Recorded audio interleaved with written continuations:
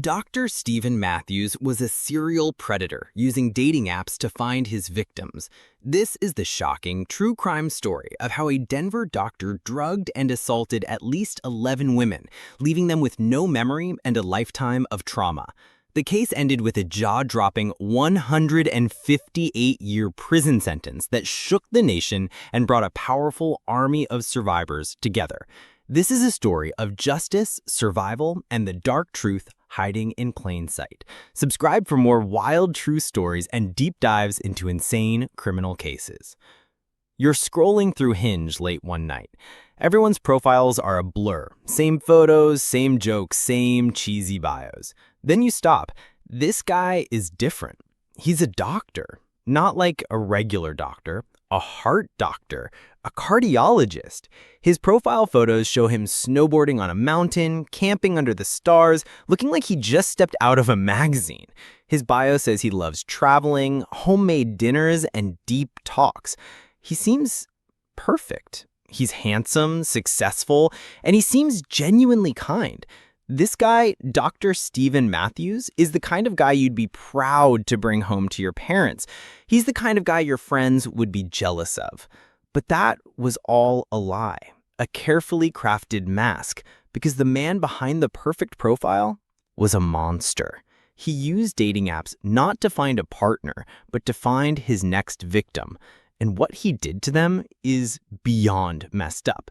This is the story of how an elite doctor used his status as a weapon and how a group of brave women brought him down. Imagine this scene. You get to his place, a sleek, modern townhouse in Denver. It looks expensive, clean, perfect, just like him.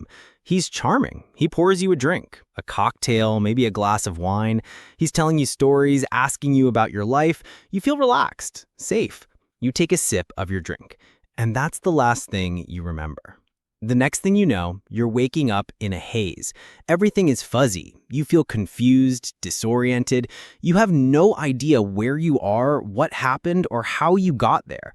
Some women woke up naked in his bed. Some woke up in his bathroom. One woman, the first one to ever speak up, was found by her own mother. Her mother found her at home, in the shower, half-clothed and completely incoherent. She had no idea what had happened to her. Her mom knew something was wrong. This wasn't her daughter. It was like a switch had been flipped. And when these women would text Stephen later asking what happened, his response was a masterclass in manipulation. He'd say, "You just drank too much," or "You blocked out." He'd make it sound like it was their fault, like they were the ones who had a problem. He would try to gaslight them into believing that their memory loss was a result of them just partying too hard. He was a master at this. He didn't just hurt them physically, he messed with their minds. He planted a seed of doubt that would grow into a forest of fear and self-blame.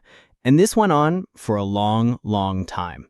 He would cycle through women, meeting them on Hinge, on Tinder. It was like a sick game to him. He was so good at it, so careful. But predators get sloppy. They get overconfident. And Stephen Matthews was no exception. The whole thing might have stayed a secret forever if it wasn't for one woman, Audrey. After her terrifying experience, she was scared, but she was also angry. She went to the police. She told them everything she could remember, which wasn't much. She told them about the dating app, the doctor, the drink, and the black hole in her memory. The police started to investigate. They looked at Stephen Matthews. They saw his perfect life, his perfect profile. It was a tough case.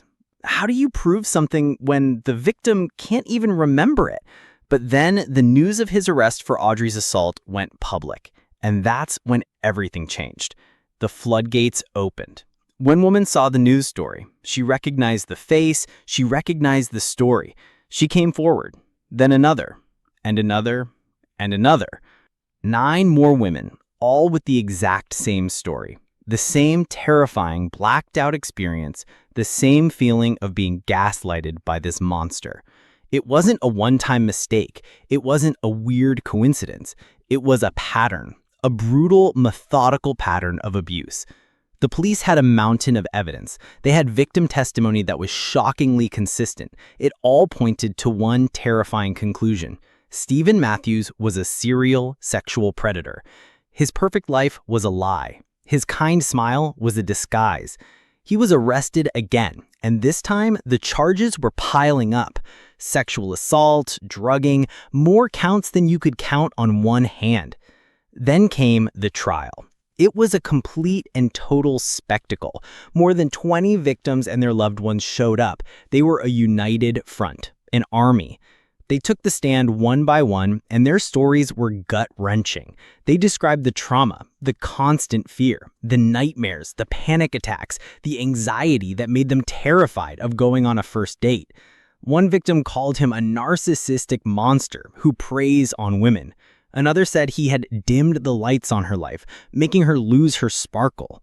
But they also showed their strength. They were no longer victims. They were survivors.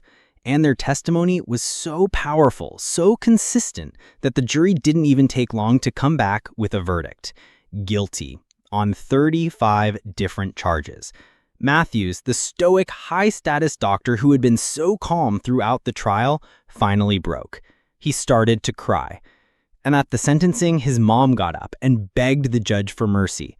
She cried, saying, "I hope I will one day be able to hug you and see you on the other side of these walls." Matthews wept openly. He was a broken man, but his tears weren't for his victims. They were for himself. But the judge, he wasn't having it. Not for a second. He looked right at Matthews and delivered a speech that was pure fire. He told him he had to be punished for every single woman he had hurt.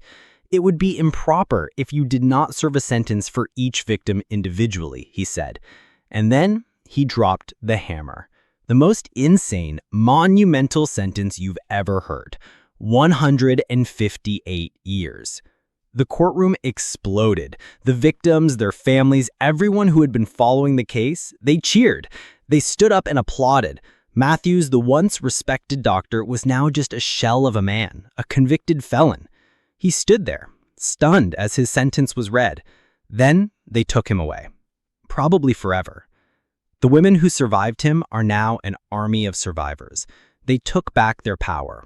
They stood up for themselves, and they made sure that Stephen Matthews, the perfect guy on the dating app, would never hurt another woman again. This is a story about the masks people wear, the perfect profiles, the fake smiles, the curated lives, but it's also a story about how powerful a single voice can be, how one brave woman can start a chain reaction that brings a monster down. And how in the end, justice can be served in the most dramatic, unforgettable way. Don't forget to press bell notification.